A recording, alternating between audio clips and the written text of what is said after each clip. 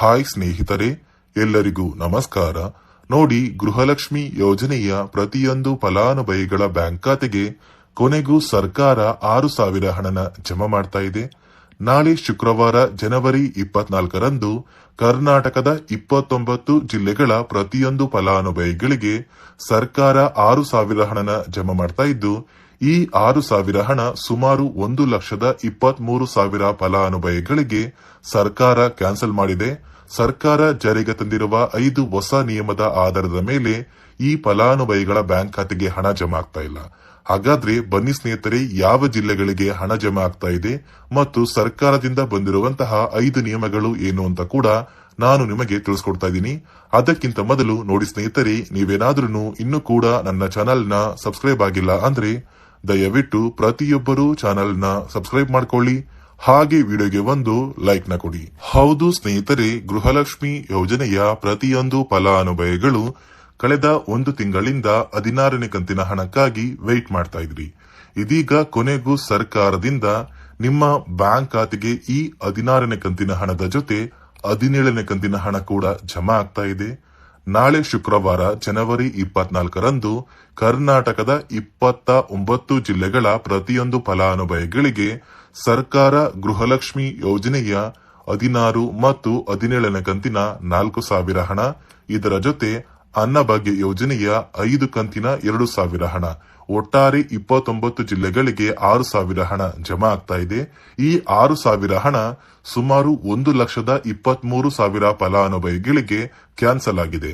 ಸರ್ಕಾರ 5 ಹೊಸ ನಿಯಮಗಳನ್ನ ಜಾರಿಗೆ ತಂದಿದ್ದು, ಈ 5 ಹೊಸ ನಿಯಮದ ಆಧಾರದ ಮೇಲೆ ಪ್ರತಿಯೊಂದು ಫಲಾನುಭವಿಗಳಿಗೆ ಹಣ ಜಮಾ ಮಾಡ್ತಾ ಇದೆ. ಹಾಗಾದ್ರೆ ಬನ್ನಿ ವೀಕ್ಷಕರೇ, ಆ ನಿಯಮಗಳು ಏನು ಅಂತ ಕೂಡ ತಿಳ್ಕೊಳ್ಳೋಣ. ಅದಕ್ಕಿಂತ ಮೊದಲು ನಾಳೆ ಶುಕ್ರವಾರ ಯಾವ ಜಿಲ್ಲೆಗಳಿಗೆ ಸರ್ಕಾರ ಹಣ ಜಮಾ ಮಾಡ್ತಾ ಇದೆ ಅಂತ ನಾನು ನಿಮಗೆ ತಿಳಿಸ್ಕೊಡ್ತಾ ಇದ್ದೀನಿ.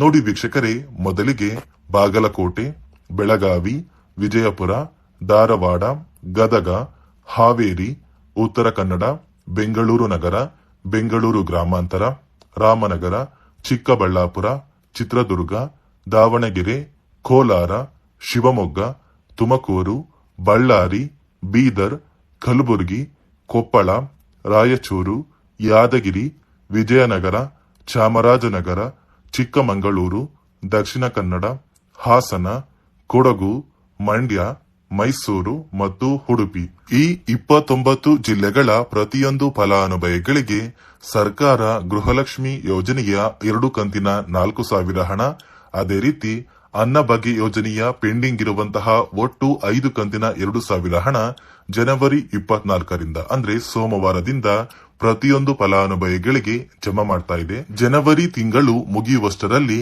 ಪ್ರತಿಯೊಂದು ಫಲಾನುಭವಿಗಳು ನಿಮ್ಮ ಬ್ಯಾಂಕ್ ಖಾತೆಗೆ ಸೇರಬೇಕಾಗಿರುವ ಈ 6,000 ಹಣನ ಆದಷ್ಟು ಬೇಗ ಪಡ್ಕೋತೀರಾ. ತುಂಬಾ ದಿನದಿಂದ ಈ ಗೃಹಲಕ್ಷ್ಮಿ ಯೋಜನೆಯ ಹಣ ಮತ್ತು ಅನ್ನಭಾಗ್ಯ ಯೋಜನೆಯ ಹಣಕ್ಕಾಗಿ ವೇಟ್ ಮಾಡ್ತಾ ಇದ್ರಿ. ಕೊನೆಗೂ ನಿಮ್ಮ ಬ್ಯಾಂಕ್ ಖಾತೆಗೆ ಆದಷ್ಟು ಬೇಗ ಈ ಒಂದು ಹಣ ಜಮಾ ಆಗುತ್ತೆ. ನಿಮ್ಮ ಬ್ಯಾಂಕ್ ಖಾತೆಗೆ ಗೃಹಲಕ್ಷ್ಮಿ ಯೋಜನೆಯ ಪೆಂಡಿಂಗ್ ಹಣ ಜಮಾ ಆಗಿಲ್ಲ ಅಂದ್ರೆ ಈ 2 ಕಂತಿನ 4,000 ಹಣ ಜಮಾ ಆಗೋದಿಲ್ಲ.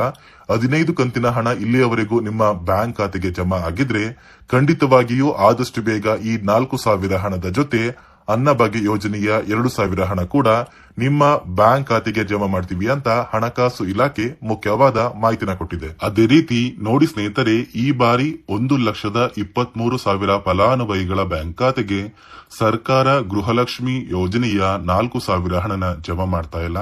ಸರ್ಕಾರ ಜಾರಿಗೆ ತಂದಿರುವ 5 ಹೊಸ ನಿಯಮಗಳ ಆಧಾರದ ಮೇಲೆ ಈ ಫಲಾನುಭವಿಗಳ ಬ್ಯಾಂಕ್ ಖಾತೆಗೆ ನಾವು ಹಣ ಜಮಾ ಮಾಡೋದಕ್ಕೆ ಆಗಿಲ್ಲ ಅಂತ ಸರ್ಕಾರ ಮುಖ್ಯವಾದ ಮಾಹಿತಿನ ಕೊಟ್ಟಿದ್ದು, ಆ ಒಂದು ನಿಯಮಗಳು ಏನು ಅಂತ ನಾನು ನಿಮಗೆ ತಿಳಿಸ್ಕೊಡ್ತಾ ಇದ್ದೀನಿ. ಮೊದಲನೆಯ ಒಂದು ನಿಯಮ ಬಂದು, ನೋಡಿ ವೀಕ್ಷಕರೇ, ಸಾಕಷ್ಟು ಫಲಾನುಭವಿಗಳು ನಿಮ್ಮ ಬಳಿ ಇರುವಂತಹ ಒಂದು ರೇಷನ್ ಕಾರ್ಡ್ ಏನಿದೆ, ಆ ಒಂದು ರೇಷನ್ ಕಾರ್ಡ್ಗೆ ನಿಮ್ಮ ಮನೆಯ ಪ್ರತಿಯೊಂದು ಸದಸ್ಯರ ಆಧಾರ್ ಕಾರ್ಡ್ ನ ಕಡ್ಡಾಯವಾಗಿ ಲಿಂಕ್ ಮಾಡಿಸಬೇಕು ಅಂತ ಸರ್ಕಾರ ಒಂದು ಮಾಹಿತಿನ ಕೊಟ್ಟಿದೆ.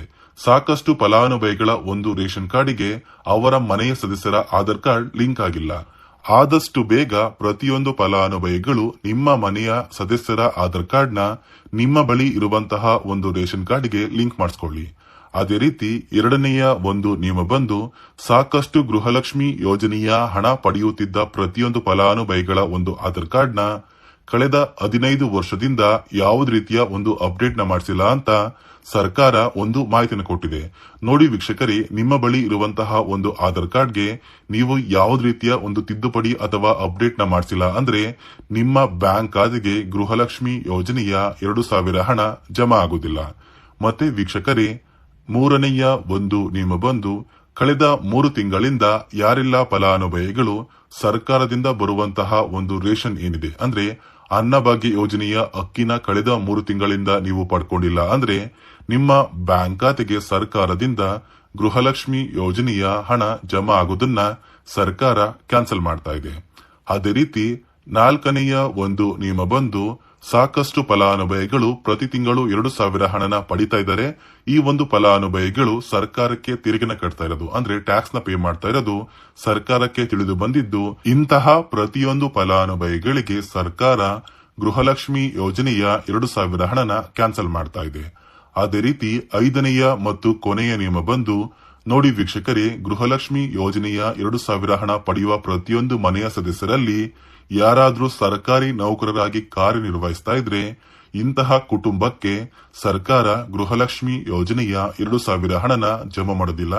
ಈ ಒಂದು ಕುಟುಂಬದ ಒಂದು ರೇಷನ್ ಕಾರ್ಡ್ ನ ಸರ್ಕಾರ ಕ್ಯಾನ್ಸಲ್ ಮಾಡಿ ಗೃಹಲಕ್ಷ್ಮಿ ಯೋಜನೆಯ 2,000 ಹಣನ ಕೂಡ ಈ ಒಂದು ಫಲಾನುಭವಿಗಳಿಗೆ ಸರ್ಕಾರ ಕ್ಯಾನ್ಸಲ್ ಮಾಡುತ್ತೆ. ಈ 5 ಹೊಸ ನಿಯಮದ ಆಧಾರದ ಮೇಲೆ ಪ್ರತಿಯೊಂದು ಫಲಾನುಭವಿಗಳಿಗೆ ಸರ್ಕಾರ 6,000 ಹಣನ ಜಮಾ ಮಾಡ್ತಾ ಇದೆ. ನಾಳೆ ಶುಕ್ರವಾರ ಅಂದ್ರೆ ಜನವರಿ 24ರಂದು ಕರ್ನಾಟಕದ 29 ಜಿಲ್ಲೆಗಳ ಪ್ರತಿಯೊಂದು ಫಲಾನುಭವಿಗಳಿಗೆ ಸರ್ಕಾರ ಈ 6,000 ಹಣನ ಜಮಾ ಮಾಡ್ತಾ ಇದೆ. ಆದಷ್ಟು ಬೇಗ ಪ್ರತಿಯೊಂದು ಫಲಾನುಭವಿಗಳು ಈ 6,000 ಹಣನ ಪಡ್ಕೋತೀರಾ ಅಂತ ಹೇಳ್ತಾ, ಇದಿಷ್ಟು ಗೃಹಲಕ್ಷ್ಮಿ ಮತ್ತು ಅನ್ನಭಾಗ್ಯ ಯೋಜನೆಯ ಪ್ರತಿಯೊಂದು ಫಲಾನುಭವಿಗಳಿಗೆ ಸರ್ಕಾರದಿಂದ ಬಂದಿರುವಂತಹ ಹೊಸ ಮಾಹಿತಿಯಾಗಿದೆ. ದಯವಿಟ್ಟು ಪ್ರತಿಯೊಬ್ಬರು ನನ್ನ ಚಾನೆಲ್ ನ ಸಬ್ಸ್ಕ್ರೈಬ್ ಮಾಡ್ಕೊಳ್ಳಿ, ಹಾಗೆ ವಿಡಿಯೋಗೆ ಒಂದು ಲೈಕ್ ನ ಕೊಡಿ. ಹಾಯ್ ವೀಕ್ಷಕರೇ, ಹಾಯ್ ಸ್ನೇಹಿತರೆ, ಎಲ್ಲರಿಗೂ ನಮಸ್ಕಾರ. ನೋಡಿ, ಗೃಹಲಕ್ಷ್ಮಿ ಯೋಜನೆಯ 16ನೇ ಕಂತಿನ ಹಣಕ್ಕಾಗಿ ಯಾರೆಲ್ಲ ಫಲಾನುಭವಿಗಳು ವೇಟ್ ಮಾಡ್ತಾ ಇದ್ರಿ, ನಿಮ್ಮ ಬ್ಯಾಂಕ್ ಖಾತೆಗೆ ಕೊನೆಗೂ ಸರ್ಕಾರದಿಂದ 6,000 ಹಣ ಜಮಾ ಆಗ್ತಾ ಇದೆ. ಜನವರಿ 23 ಅಂದ್ರೆ ಗುರುವಾರ ಕರ್ನಾಟಕದ 27 ಜಿಲ್ಲೆಗಳಿಗೆ ಸರ್ಕಾರ 4 ಹಂತಗಳಲ್ಲಿ ಈ 6,000 ಹಣನ ಜಮಾ ಮಾಡ್ತಾ ಇದೆ. ಇಷ್ಟು ದಿನ ನಿಮ್ಮ ಬ್ಯಾಂಕ್ ಖಾತೆಗೆ ಹಣ ಬಂದಿಲ್ಲ ಅಂತ ತುಂಬಾ ಜನ ಹೇಳ್ತಾ ಇದ್ರಿ. ಕೊನೆಗೂ ನಿಮ್ಮ ಬ್ಯಾಂಕ್ ಖಾತೆಗೆ 6,000 ಹಣ ಬರ್ತಾ ಇದೆ ಮತ್ತು ಈ 6,000 ಹಣಕ್ಕೆ ಸರ್ಕಾರ 5 ಹೊಸ ನಿಯಮಗಳನ್ನ ಜಾರಿಗೆ ತಂದಿದೆ.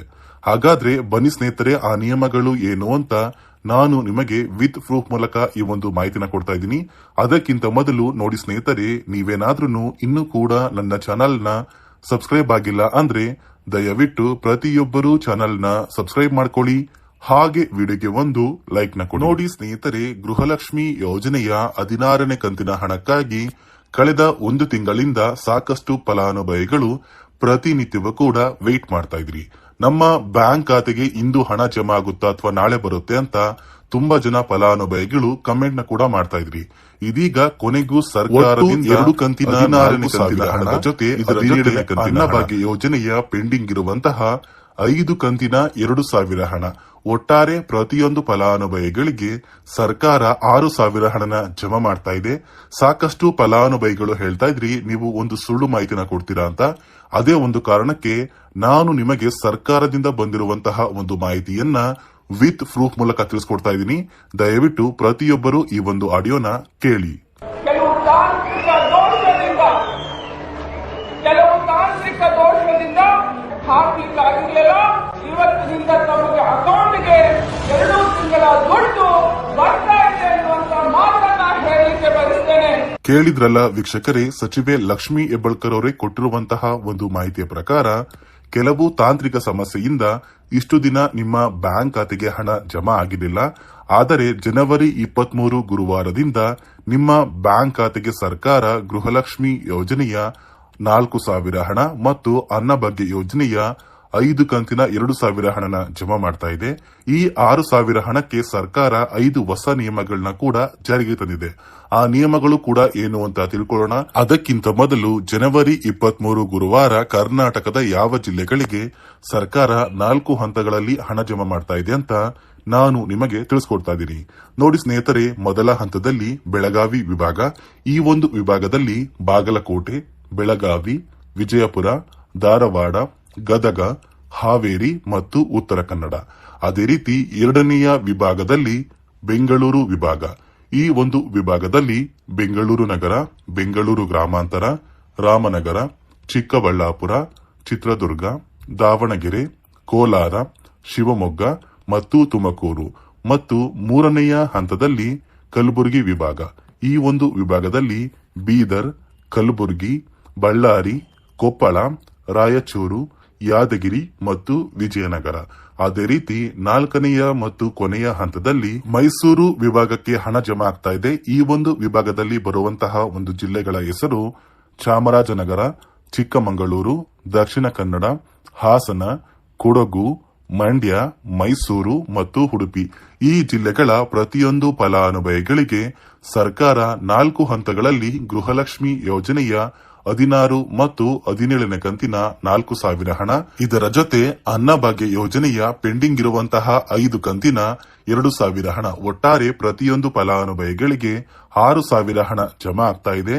ಮತ್ತು 1,23,000 ಫಲಾನುಭವಿಗಳಿಗೆ ಈ 6,000 ಹಣ ಜಮಾ ಆಗ್ತಾ ಇಲ್ಲ ಅಂತ ಹಣಕಾಸು ಇಲಾಖೆ ಮುಖ್ಯವಾದ ಮಾಹಿತಿನ ಕೊಟ್ಟಿದ್ದು, ಸರ್ಕಾರ 5 ಹೊಸ ನಿಯಮಗಳನ್ನ ಜಾರಿಗೆ ತಂದಿದೆ.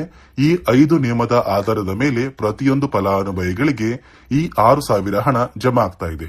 ಹಾಗಾದ್ರೆ ಬನ್ನಿ ಸ್ನೇಹಿತರೆ, ಸರ್ಕಾರ ಜಾರಿಗೆ ತಂದಿರುವ 5 ಹೊಸ ನಿಯಮಗಳು ಏನು ಅಂತ ತಿಳ್ಕೊಳ್ಳೋಣ.